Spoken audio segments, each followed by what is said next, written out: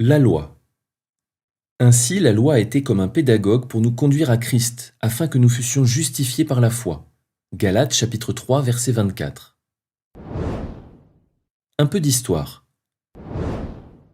Si les récits de la création et du péché originel sont contenus dans les 3 premiers chapitres de la Bible, la loi divine arrive bien plus tard. Avant de plonger directement dans le sujet de ce chapitre, il convient donc de décrire un peu le contexte dans lequel elle a été donnée. Après avoir été chassés du jardin d'Éden, les hommes ont commencé à se multiplier. Au fil des générations, ils se sont de plus en plus éloignés de Dieu, jusqu'à le perdre de vue complètement.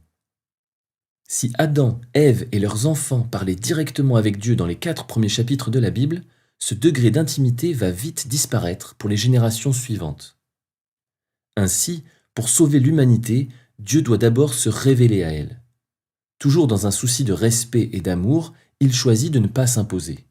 Il cherche simplement un homme avec qui il pourra collaborer et au travers duquel il pourra se manifester. Dieu appelle alors Abraham, qui va devenir le père d'une nation, le peuple hébreu, au travers duquel il va agir puissamment et d'où sortira le sauveur du monde.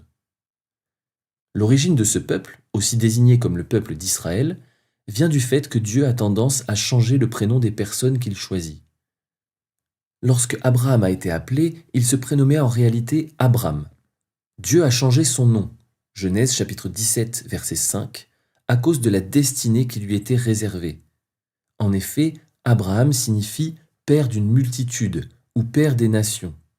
Dieu a également changé le nom de son petit-fils, Jacob, qui s'est vu être renommé Israël, Genèse chapitre 32, verset 28, et dont les 12 fils sont à l'origine des 12 tribus d'Israël, formant ainsi le peuple que Dieu a choisi pour se révéler aux hommes. C'est à ce peuple que la loi divine a été donnée quelques 600 ans après Abraham par l'intermédiaire d'un autre grand homme de Dieu, Moïse. Qu'est-ce que la loi ? Ce que l'on appelle la loi est le regroupement de tous les commandements et ordonnances donnés directement par Dieu au peuple d'Israël lorsqu'il était dans le désert après sa sortie d'Égypte où il était tenu en esclavage.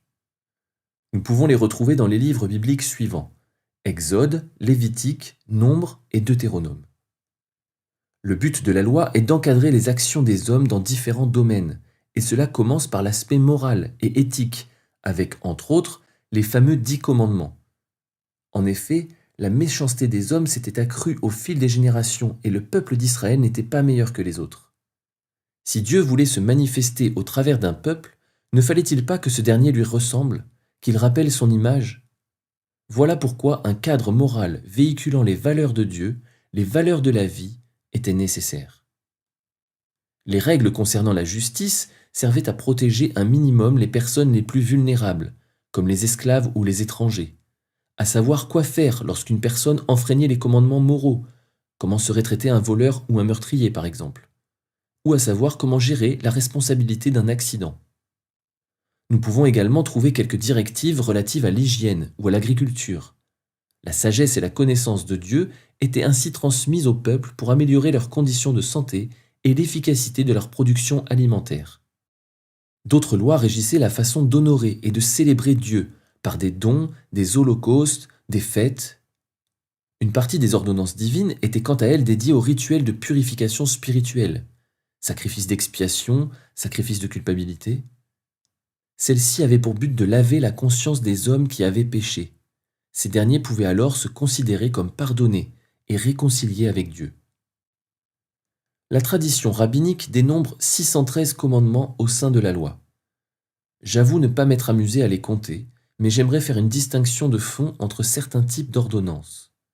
Par exemple, tu ne déroberas point, Exode chapitre 20, verset 15, diffère de « Si tu achètes un esclave hébreu, il servira 6 années, mais la 7e, il sortira libre sans rien payer. » Exode chapitre 21, verset 2.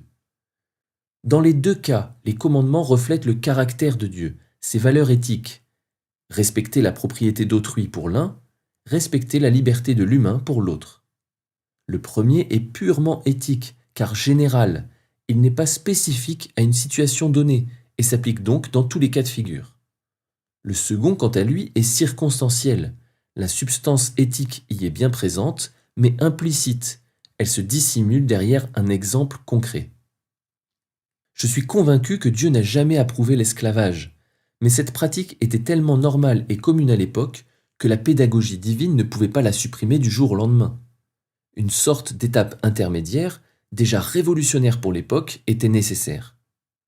Dans les lois que j'ai citées, un des commandements se trouve donc intemporel, alors que le second n'a plus sa place dans une société où l'esclavage n'est plus admis. C'est la même chose pour de nombreuses ordonnances, notamment sur l'hygiène. Il faut savoir que Dieu a donné des directives concernant la gestion des excréments, par exemple. Deutéronome chapitre 23 verset 13. Je ne crois pas que nous devions encore faire un trou dans la terre pour ça, n'est-ce pas? À noter que lorsqu'un homme vient demander à Jésus ce qu'il faut faire pour avoir la vie éternelle, et que ce dernier lui répond d'obéir aux commandements, l'interlocuteur a la pertinence de demander lesquels. Matthieu chapitre 19 versets 16 et 17. Ce à quoi Jésus répond en listant uniquement des commandements intemporels, c'est-à-dire non circonstanciels. Tu ne tueras point, tu ne commettras point d'adultère, tu ne déroberas point, tu ne diras point de faux témoignages, honore ton père et ta mère, et tu aimeras ton prochain comme toi-même. Matthieu chapitre 19 versets 18 et 19. Ainsi, il faut différencier la forme de la loi, qui est nécessairement souvent circonstancielle et donc limitée, et le fond de la loi, qui est intemporel car il reflète le cœur de Dieu et ses valeurs. La loi divine n'est pas légaliste. Malheureusement, l'homme a la fâcheuse tendance de tordre le sens de ce que Dieu dit et de ce que Dieu donne. La loi en est peut-être l'exemple le plus frappant. Nous allons le voir par la suite. La loi nous rappelle et nous appelle à l'alliance que Dieu veut faire avec ses enfants. La loi est inspirée et motivée par l'amour. Et la loi nous éduque comme un pédagogue pour que l'on devienne comme notre Créateur. Elle a donc pour but de servir l'humanité et la relation Dieu-homme. Mais très rapidement, l'homme a pris la loi comme une chose sacrée qui devait servir Dieu. Conséquence, dans cette vision, le cœur a disparu de l'équation, laissant seulement place à des commandements froids et distants. La priorité absolue devenant donc de les respecter et de les faire respecter à la lettre. Voilà ce qu'est le légalisme. De quelque chose qui devait rapprocher l'homme de Dieu, l'homme a fait de la loi quelque chose qui l'en éloigne. Pour preuve, dans Ésaïe chapitre 1 versets 11 à 20, Dieu déclare à son peuple qu'il déteste leur façon d'appliquer la loi. Puisqu'ils se contentent de faire ce qui est demandé quant aux œuvres, les sacrifices, les sabbats, les fêtes, mais qu'ils continuent à avoir un cœur mauvais, ils ne cherchent pas la justice, ne protègent pas l'opprimé, ne font pas droit aux veuves, Dieu rejette ce qu'il leur avait pourtant initialement commandé. L'homme n'arrive pas à discerner la profondeur de la loi divine et se satisfait uniquement de la surface, de l'apparence. Pour illustrer cette dérive, je propose de regarder l'exemple du sabbat, un des commandements les plus répétés dans la Bible, donné pour la première fois en Exode chapitre 20, versets 8 à 11. Le principe est simple, ne pas travailler le dernier jour de la semaine en souvenir de Dieu qui, après avoir tout créé, s'est reposé le 7e jour. Jésus a été accusé de violer le sabbat à de nombreuses reprises, notamment pour avoir guéri plusieurs malades pendant ce jour particulier. Pourtant, la Bible déclare que Jésus n'a jamais péché. Hébreux chapitre 4, verset 15. Il n'a donc pas pu violer le sabbat. Nous n'allons pas approfondir ce sujet passionnant ici, mais simplement regarder la réponse que donne Jésus à ses accusateurs. Le sabbat a été fait pour l'homme et non l'homme pour le sabbat. Marc chapitre 2, verset 27. Cette déclaration nous montre combien notre perception des choses peut être à l'opposé de l'intention initiale de Dieu, et combien la loi a été donnée avant tout pour servir l'homme et non Dieu, comme nous pouvons avoir tendance à le penser. La loi, une alliance. Bien plus qu'une simple liste de choses à faire et à ne pas faire, la loi est le prolongement de l'alliance que Dieu a scellée avec Abraham. Depuis Abraham, Dieu n'a cessé de rappeler cette alliance en disant qu'il le bénira, lui et ses descendants, qu'il les protégera, qu'il sera avec eux et qu'il sera leur Dieu. Maintenant, il s'apprête à donner le cadre de cette alliance, la partie qui revient à ceux qui veulent le suivre. Vous avez vu ce que j'ai fait à l'Égypte et comment je vous ai porté sur des ailes d'aigle et amené vers moi. Maintenant, si vous écoutez ma voix et si vous gardez mon alliance, vous m'appartiendrez entre tous les peuples, car toute la terre est à moi. Vous serez pour moi un royaume de sacrificateurs et une nation sainte. Exode chapitre 19, versets 4 à 6. La réponse du peuple ne s'est pas fait attendre. Le peuple tout entier répondit: Nous ferons tout ce que l'Éternel a dit. Exode chapitre 19, verset 8.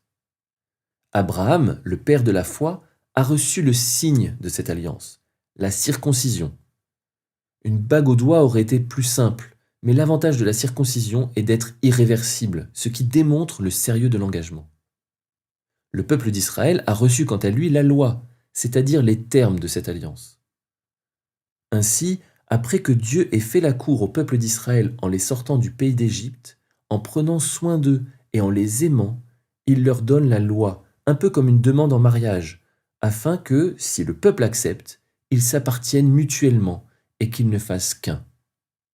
Malheureusement, même si le peuple dit vouloir faire tout ce que Dieu dit, il n'y arrive pas et échoue sans arrêt. La loi, c'est l'amour.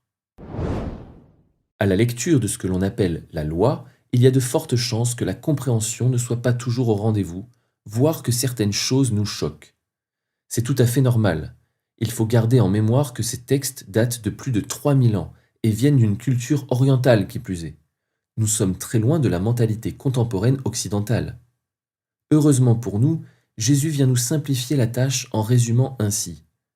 De ces 2 commandements, tu aimeras le Seigneur ton Dieu de tout ton cœur, de toute ton âme et de toute ta pensée, et tu aimeras ton prochain comme toi-même, dépendent toute la loi et les prophètes.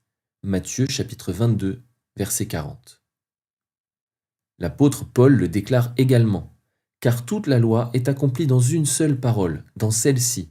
Tu aimeras ton prochain comme toi-même. Galates chapitre 5, verset 14. À cause du fossé culturel et de notre mentalité légaliste, cela ne nous saute pas forcément aux yeux à la lecture, mais Jésus, tout comme Paul, vient nous préciser que la loi a bien été inspirée par l'amour et pour l'amour. Pas très surprenant puisqu'elle vient de Dieu et que Dieu est amour. 1 Jean chapitre 4, verset 8. Ainsi, appliquer la loi revient à aimer Dieu et aimer les autres. Autrement dit, appliquer la loi, c'est être amour, comme Dieu est amour. Ce qui est tout à fait logique puisque nous sommes créés à son image. Malheureusement, le résumé ainsi ne rend pas la chose plus facile à accomplir. Nous voulons tous aimer les autres, en particulier nos plus proches, mais qui d'entre nous parvient réellement à aimer parfaitement son conjoint, ses parents, ses enfants, ses amis? La loi, un pédagogue. Je crois malheureusement que pour la majorité des gens, croyants ou non croyants, la loi est réduite à une simple liste de choses à accomplir afin d'être aimé et accepté par Dieu. Rien n'est plus éloigné de la vérité. Cette liste de choses existe bien en effet, mais nous sommes aimés et acceptés bien avant d'obéir à la loi. Nous sommes aimés et acceptés avant même que nous soyons créés. Rien de ce que nous avons pu faire ou ne pas faire n'a changé l'amour de Dieu pour nous. Dieu a donné la loi, non pas pour qu'il nous aime, mais parce qu'il nous aime, et qu'il veut que nous lui ressemblions. Nous ne pouvons pas être épanouis autrement, puisque nous sommes créés à son image. Nous sommes faits pour lui ressembler. La loi est donc là pour guider les hommes vers les standards divins, pour que nous lui appartenions et que nous soyons saints. Exode chapitre 19, versets 4 à 6, c'est-à-dire que nous soyons comme lui. C'est dans le chapitre 3 de la lettre aux Galates que l'apôtre Paul utilise le terme pédagogue pour parler de la loi. Il est très clair sur le sujet, alors regardons d'un peu plus près son argumentaire. Voici seulement ce que je veux apprendre de vous. Est-ce par les œuvres de la loi que vous avez reçu l'Esprit ou par la prédication de la foi? Galates chapitre 3 verset 2. L'apôtre commence par l'évidence de l'expérience. Il met en opposition les œuvres de la loi, la pratique et la mentalité que lui et ses pairs ont depuis plusieurs centaines d'années, et la prédication de la foi, qui vient d'apparaître suite à la mort et la résurrection de Jésus, sujet que nous aborderons dans les prochains chapitres. Il sous-entend clairement ici que les œuvres de la loi ne produisent aucun fruit spirituel, alors que l'on peut recevoir l'Esprit, c'est-à-dire la vie, l'amour, la réalité de Dieu en nous, simplement en croyant, suite à la prédication de la foi. Puis, Paul insiste sur ce point en rappelant qu'Abraham, le père de la foi et l'origine de l'alliance entre Dieu et les hommes, a été déclaré juste parce qu'il a cru et qu'il a fait confiance à Dieu, et ce bien avant que la loi ne soit donnée. Comme Abraham crut à Dieu et que cela lui fut imputé à justice, reconnaissez donc que ce sont ceux qui ont la foi qui sont fils d'Abraham. Aussi l'Écriture, prévoyant que Dieu justifierait les païens par la foi, a d'avance annoncé cette bonne nouvelle à Abraham. Toutes les nations seront bénies en toi, de sorte que ceux qui croient sont bénis avec Abraham le croyant. Galates chapitre 3, versets 6 à 9. L'argumentaire continue en citant les Écritures qui déclarent que le juste vivra par la foi. Habacuc chapitre 2, verset 4. Et que nul ne soit justifié devant Dieu par la loi, cela est évident puisqu'il est dit « le juste vivra par la foi ». Or, la loi ne procède pas de la foi, mais elle dit « celui qui mettra ces choses en pratique vivra par elles ». Galates chapitre 3, versets 11 et 12. Nous en venons donc à la question « à quoi sert donc la loi ?»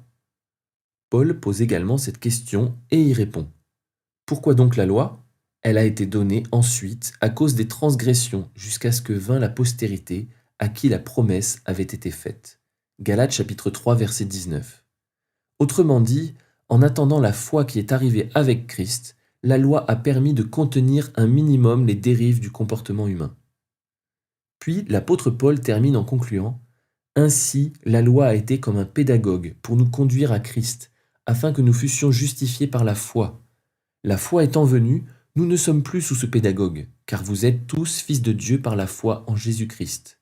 Vous tous qui avez été baptisés en Christ, vous avez revêtu Christ.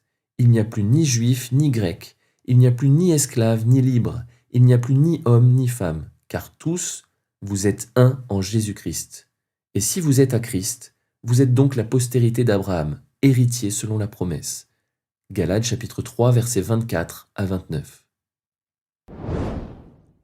La loi n'a pas la puissance de nous sauver.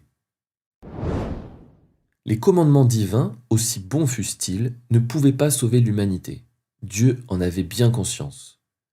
Même si ces lois donnent réellement la vie à ceux qui les mettent en pratique, Lévitique chapitre 18 verset 5, Dieu savait que les hommes ne pourraient pas les suivre. Nous l'avons d'ailleurs constaté dès le commencement avec l'histoire d'Adam et Ève et le fruit défendu. Le commandement a laissé place à la désobéissance, puis la désobéissance a des conséquences dramatiques. Malheureusement, l'histoire s'est répétée de la même manière. Chaque fois que Dieu donnait de nouvelles ordonnances, nous voyons par la suite comment le peuple n'a eu de cesse de les transgresser. Aujourd'hui, nous constatons également combien nous n'arrivons pas à faire le bien que nous voudrions et que nous continuons à faire le mal que nous ne voudrions pas. La loi nous montre les standards de Dieu qui apportent la vie et notre incapacité à les atteindre, nous enfermant ainsi sous la condamnation et ne nous laissant plus d'autre choix que de croire que Dieu nous aime suffisamment pour ne pas nous laisser vivre, ou plutôt mourir, ainsi. Ce qui est heureusement le cas. La solution prévue n'a jamais été que les hommes arrivent à suivre les ordonnances de la loi par eux-mêmes. Un seul homme peut accomplir cela, un homme spécial, particulier, parfait. Seul cet homme a la puissance de nous sauver. Cet homme, c'est Jésus.